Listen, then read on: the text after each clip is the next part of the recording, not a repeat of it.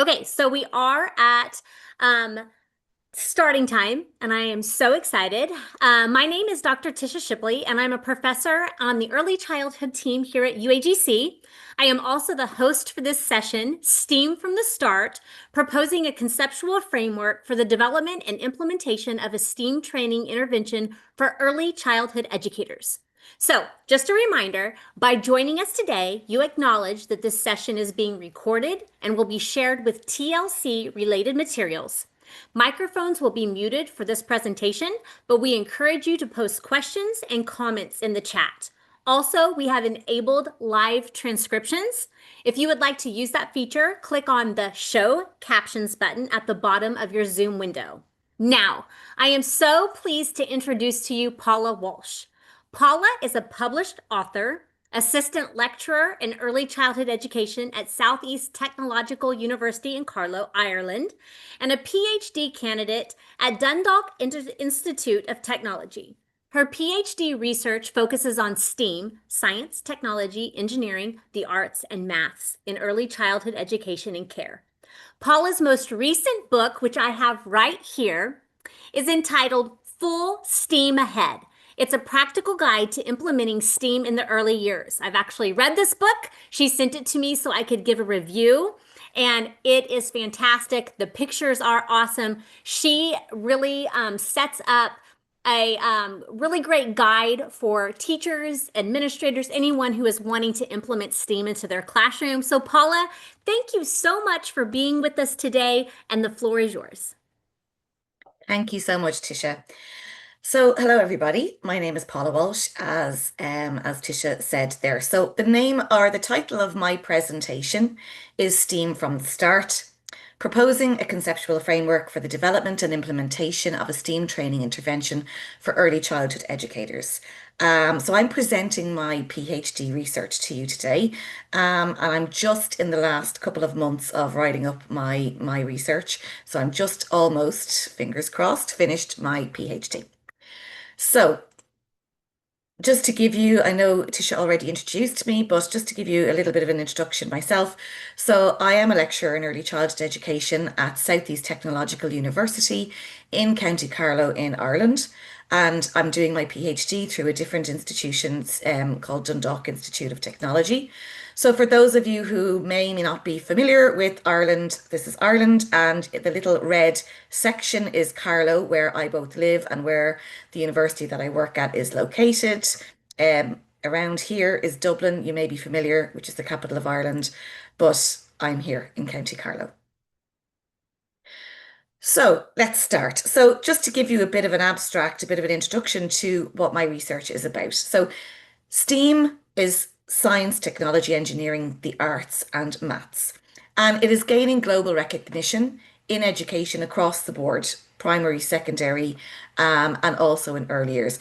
But its integration into early childhood education practice is still quite limited, even though within European policy here on this side of the Atlantic, in national education policy here in Ireland, there's an increased focus on STEAM generally, but research and reports into how STEAM, is integrated in early childhood education practice, which is for children from 0 to 6 here in Ireland, is quite limited.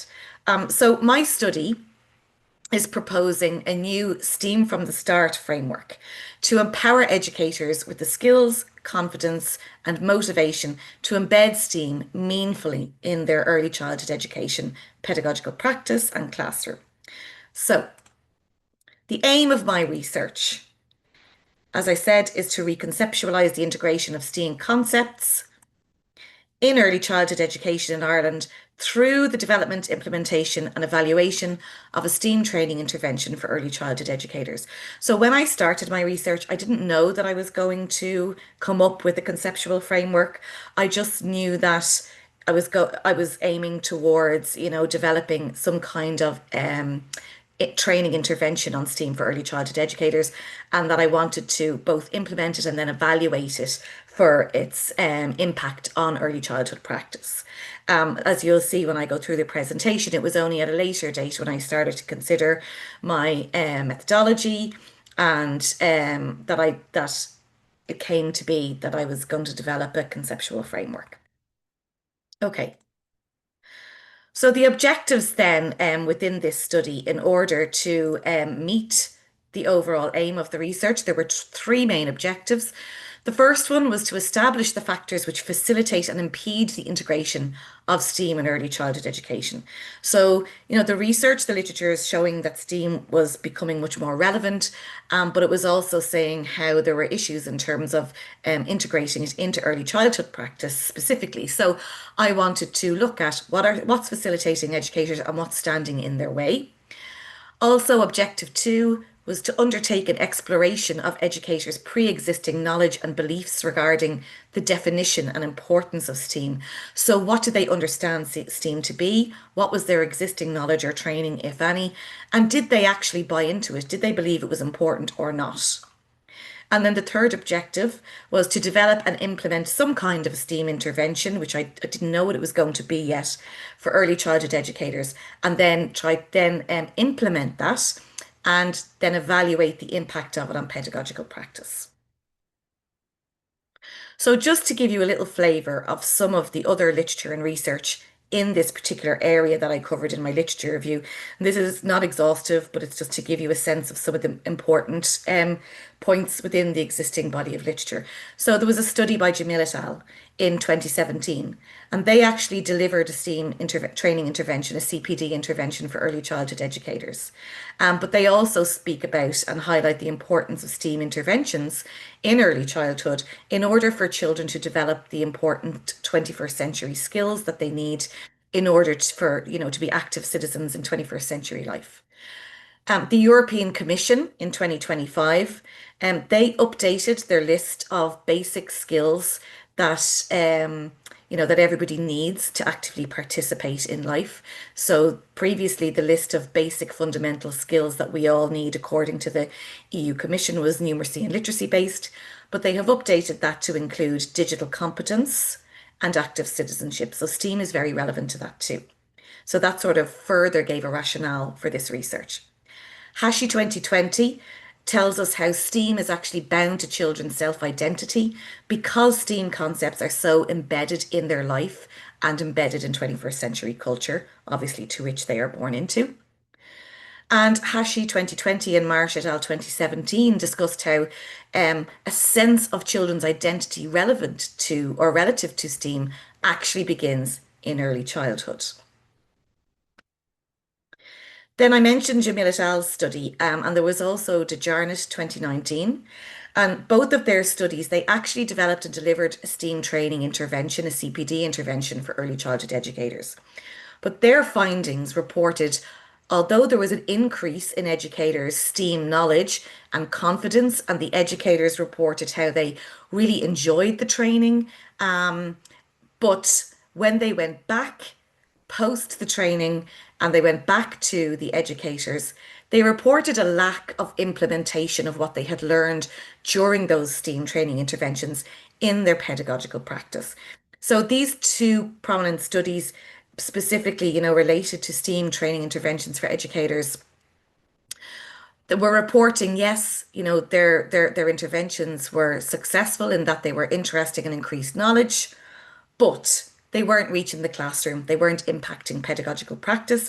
And that was sort of the sweet spot that my study was aiming to, the research gap, in a sense, that my study was aiming to address. So also linking into this and linking into the third objective of my research around educators, their skill, their ability, their confidence, and to implement STEAM. So there's Papadakis et al. 2021, Chen et al. 2021. They highlighted their research the importance of educators' belief in their ability in order to incorporate emergent pedagogical practices. They need to believe in their ability. They need to have the confidence. So the skill, the knowledge alone of the new emergent pedagogical strategy is not enough. The educators also have to have the confidence and the belief in their ability as well as the knowledge. And then Margot and Kettler 2019 talk about the importance that educators place on STEAM and how that impacts their inclination towards this or towards it. So the methodological approach I undertook for my research was constructivist grounded theory. So the reason why I used constructivist grounded theory, and I just realized that I don't have the ED on the end of grounded there, so I apologize, but it was constructivist grounded theory that I used. And the reason why I chose this approach was because I looked at the previous studies that were done and I looked at what frameworks did they use? What approach, what methodologies did they use? And they actually utilized, pre-existing frameworks. So Jamil et al. 2018, they and 2017 and 2018, they used the scale model developed by Quigley et al. 2017. In the Jarnett's study, they based their study on sociocultural theory by Vygotsky, 1978. And then another study, Mishra 2019, they used the TPAC model, which is technological, pedagogical, and content knowledge. But these approaches were all sort of based on the knowledge of the researcher, as opposed to looking at, well, what does the researcher need, or the knowledge, sorry, of the educator, and building upon that knowledge. They didn't really look at, well, what are the educators saying they need in terms of implementing this new approach in their practice, other than the knowledge. So I took a constructivist interpretive paradigmatic stance. So, in that, and you'll see later when I talk about my data analysis methods, in that, I, interpreted my data, and it was my interpretation, obviously in terms of constructive interpretivism, and I used reflexive thematic analysis, which goes hand in hand and or works very well with that and with constructivist grounded theory.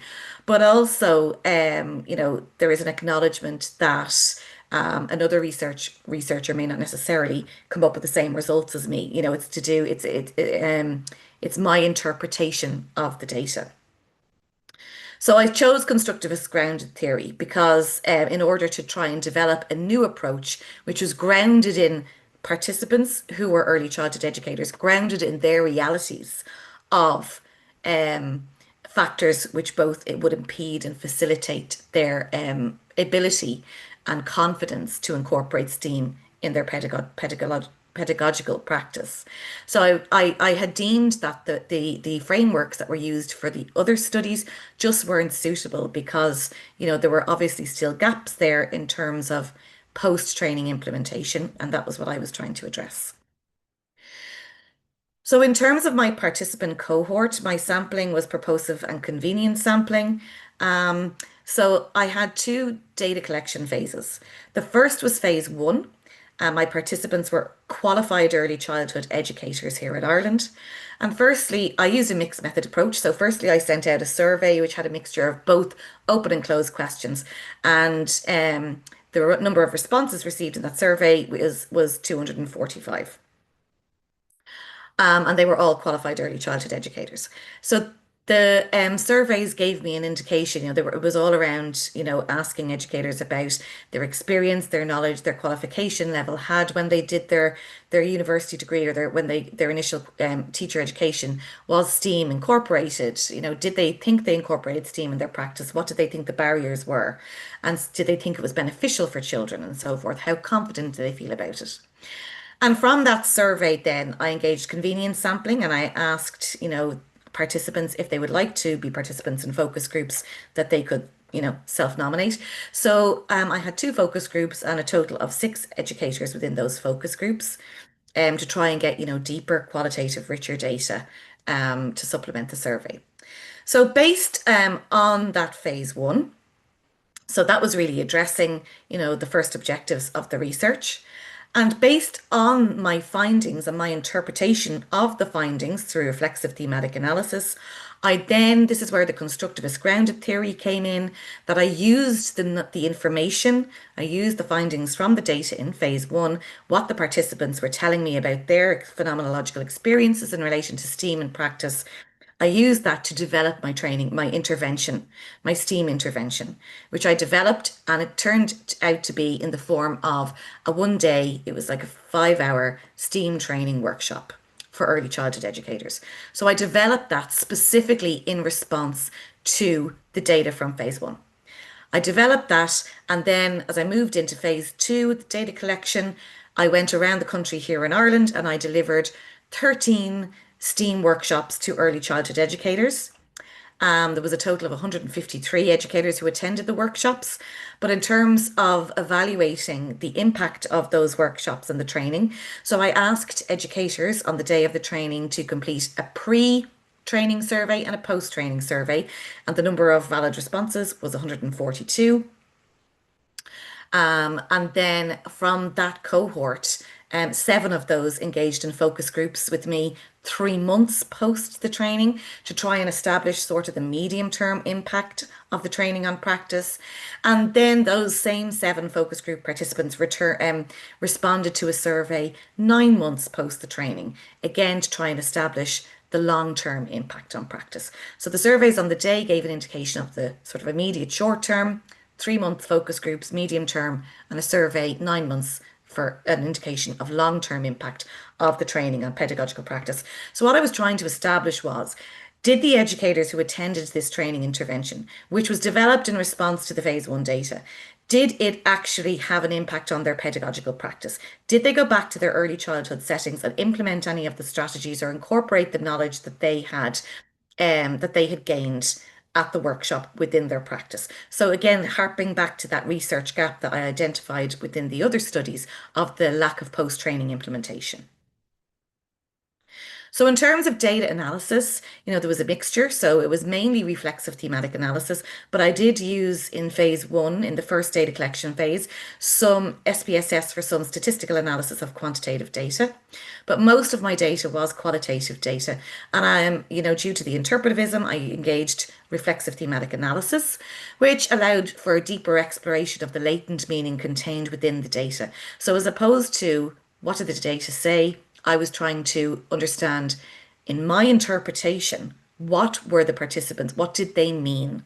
Not just what did they actually say at face value, but my interpretation of the latent deeper meaning within the data. What did they mean in terms of their practice and their experiences? And obviously that afforded a depth and a richness to the qualitative data and informed my identification of themes throughout the study. And obviously using that mixed method, afforded some triangulation and validity within my findings. So this is a very busy screen and I'm not going to talk through the whole thing, but I'm just trying to illustrate the flow of data. For constructive interpretivism, for constructivist grounded theory, there's sort of a collection and analysis of data happening at the same time. And as well for the reflexive thematic analysis, how was I reflecting on things? How was I, moving forward and incorporating my interpretations within, the final outcome of the research? How was I using that? So if we start here over on the left-hand side, you can see this data collection phase one. I collected surveys and focus groups or I collected data from surveys and focus groups. I identified a number of themes, which I will talk more about in a minute.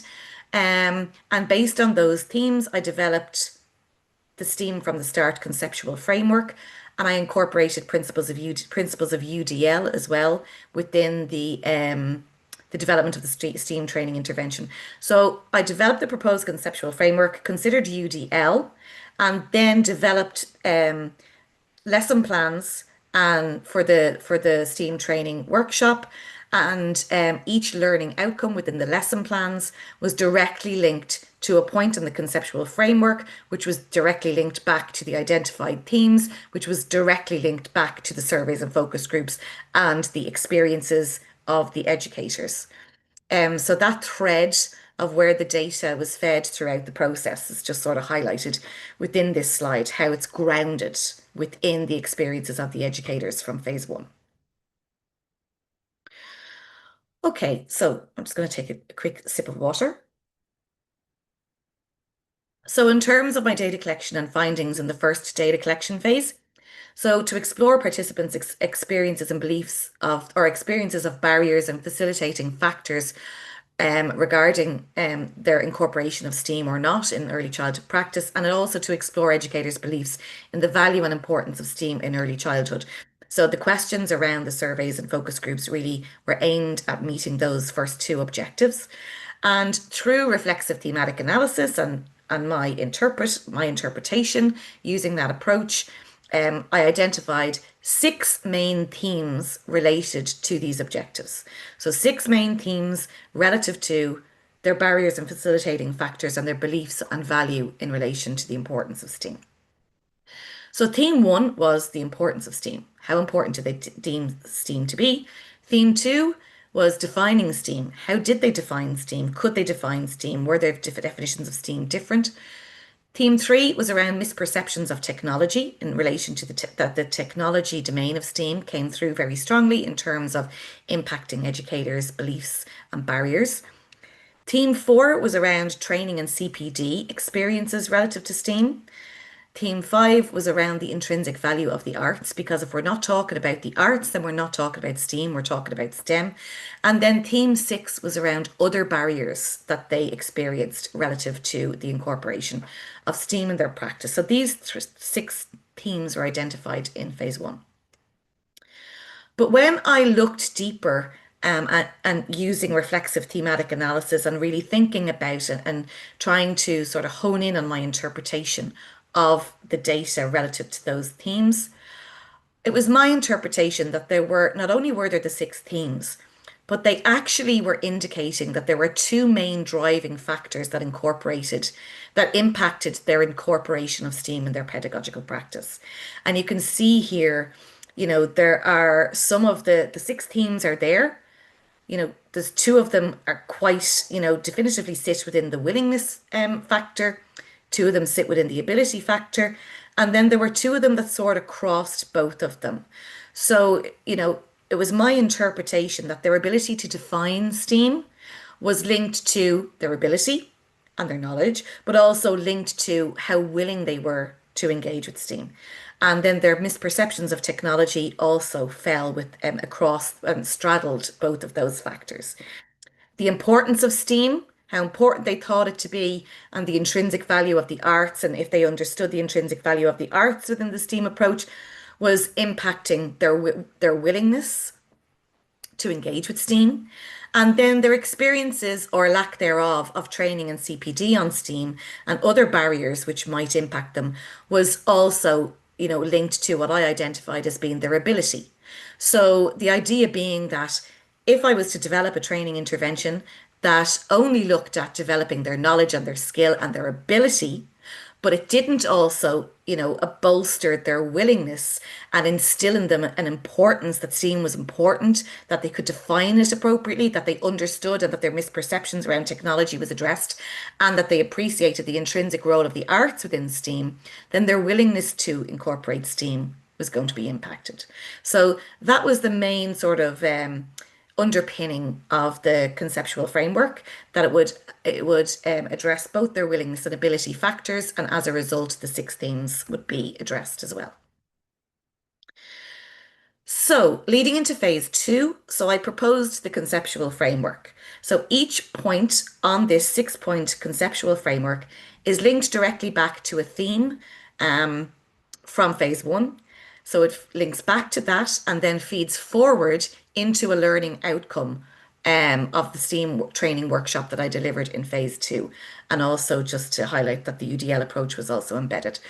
So the first point was to establish the importance of the benefits of incorporating STEAM in their practice, in early childhood practice, which is inquiry-led and based on the interests of children. So it was important that that was established within the training intervention. The second point was to define STEAM and define the role of the educator to facilitate STEAM through the medium of play.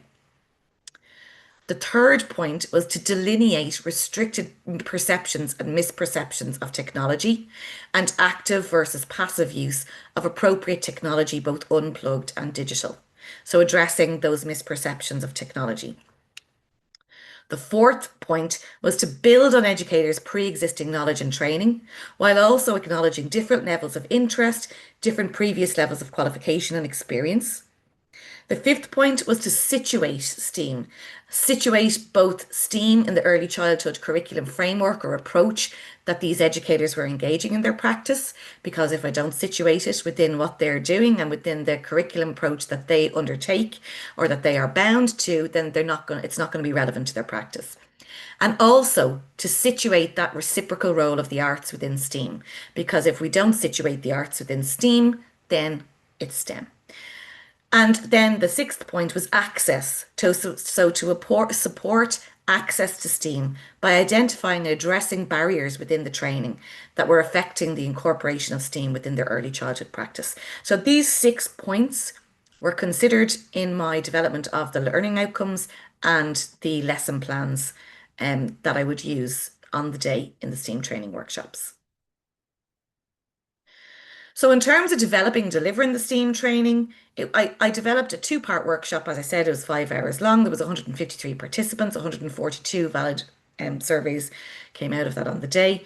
Where the anomaly was there is that it turned out that a few of the educators who had come to the workshops weren't fully qualified yet and were still in training. So their surveys, they weren't able to complete the survey because once they answered that they weren't fully qualified yet, it kicked them out. So the valid responses were 142. So there were 13 workshops delivered nationally with a total cohort of 153 participants. And part one of the workshop was more sort of theory based and providing them with information on what STEAM is and why it is important. And then part two of the workshop was very practical. I brought a load of resources that I put together and compiled together specifically. My background, I was a former early childhood educator and manager of an outdoor-based early childhood centre here in Ireland, but I left that back in 2020. So I have experience, of working in an early childhood environment.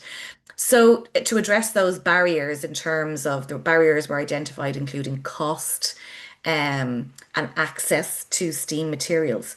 So every activity that was incorporated in the practical part of the workshop utilized affordable and accessible materials that you would normally expect to find or have easy access to within an early childhood education environment, because it would be no good for me to go in there and say, okay, now to engage in STEAM we need a laptop, we need 10 iPads. That was going to be a huge barrier and in terms of finances, and would never work. So it was very important that it was affordable and it was accessible, because that was coming through in terms of the barriers and the data from phase one. So part two was completely hands-on and practical. There were a number of different stations of different activities focusing on different areas of STEAM, and highlighting the connections across the other disciplines. And as I said, using materials and resources that would be familiar and easily accessible within an early childhood education environment. So, as I said, on the day of the workshop, I asked educators to complete a short survey before we started and then another survey after we finished, to try in an endeavour to try and understand and get an indication of the immediate or short-term impact of the training. So, in terms of increased knowledge, 100% of those who responded, which was 142 to the survey, they reported an increase in STEAM knowledge. 94% of them reported an increase in their confidence. 97% reported an increase in their opinion of how important STEAM was in early childhood education. 81% reported their perceived reduction in barriers to STEAM in their practice. And 98% reported that they were either very likely or somewhat more likely to incorporate STEAM in their practice, or more STEAM in their practice as a result of the workshop. But that was just on the day. So the real meat of this study was it actually going to impact their practice 3 months, 9 months, and beyond? So I went back to some of them volunteered to be focus group participants, and there were 7 of them. And I went back to them and engaged in 2 focus groups 3 months after the training. So in those focus groups, They did indicate a continued reduction in their perception of barriers, and they indicated an increase in their implementation of STEAM in their practice. So I have a couple of quotes from focus group participants here that they, in their own words, it opened up my idea of the understanding of STEAM. I mean, I had an idea of what it was, but it filled in more the gap, made me realize it's something you do every day, it's in everything. I definitely think more of putting STEAM into it. I have included more resources and more time to it. So, for these focus group participants, it was quite clear that they were still incorporating STEAM into their practice and they discussed how they were doing that. So, that was very positive for me in terms of evaluating the medium term impact of the STEAM training intervention and the conceptual framework. Then, in terms of trying to evaluate the long term impact, so something that came up in the first focus group was in terms of supports. So they reported, that, they suggested what some supports might look like, which would help them to further continue to incorporate STEAM in their practice. And within the context of constructivist grounded theory, where we can both collect data and act upon that data, in a sort of iterative way throughout the study. So I took that feedback and within the intervening months between the survey 3 months after the training and the 9 months after the training, I developed a suite of 3 monthly newsletters, follow-up newsletters. And I sent these to those 7 focus group participants each month for 3 months.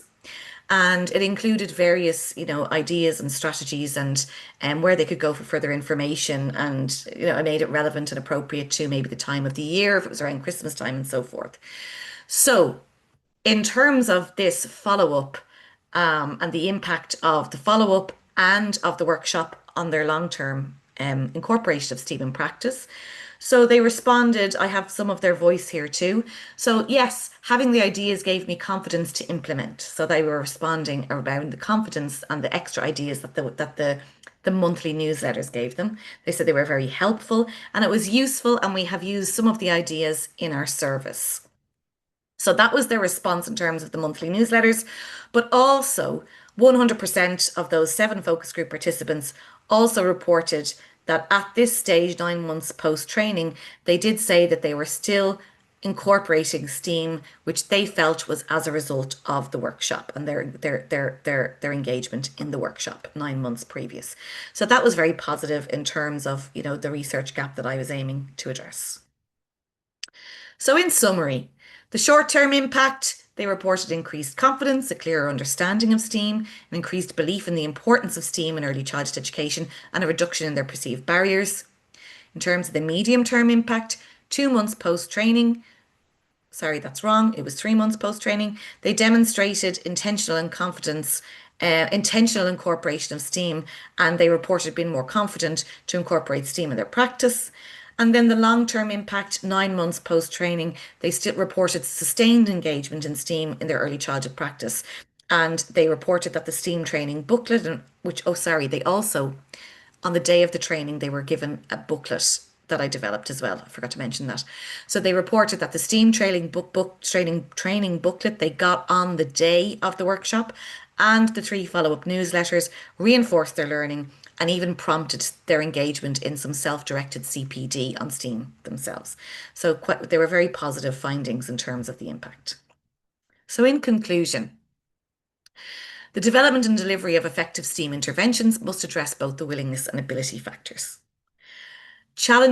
This research challenges prior training models by highlighting the importance of grounding training interventions in educators' lived experience relevant to the topic or relative to the topic. It also addressed barriers and facilitating factors impacting the incorporation of a new pedagogical approach, such as STEAM, in early childhood practice, and therefore increased the potential for meaningful and sustained impact of a training intervention on long-term pedagogical practice. And then just to highlight some limitations and recommendations. So obviously the pool of participants was limited to Ireland. So more research would be recommended to test the scalability of the STEAM from the start conceptual framework more widely. Also, longitudinal research on the impact of the framework on children's STEAM engagement and its potential impact on closing that gender gap and disparity in relation to STEM subjects and careers could be worthwhile. And then to test the adaptability of the framework relative to other emerging areas of pedagogy, such as educator willingness and ability to incorporate artificial intelligence or augmented reality. And they are my list of references. So thank you very much for listening. And I don't know if we have time for questions and answers. We can just take a few minutes. If anyone has any questions, you can come off you can come off mute or you can type in the chat box really quick. That was amazing, Paula. Thank you so much again. You're welcome. Everyone's saying this looks fantastic, great presentation, impressive work. I wanted to just share again, I've got Paula's book here, Full Steam Ahead. It's amazing. I've read it. And when I am, trying to find some things for my courses, I can go back to her book as a reference. It's a really great book. You are just getting accolades in the chat box. So you did an amazing job. Thank you to the audience also for your participation in today's session. So please use the survey link in the chat to nominate TLC presentations for conference awards and share your feedback on this presentation. That will be it for us. Paula, thank you so much. And I appreciate you. You always do an amazing job. And you are just getting some great comments. Participants, thank you for being here. Thank you so much.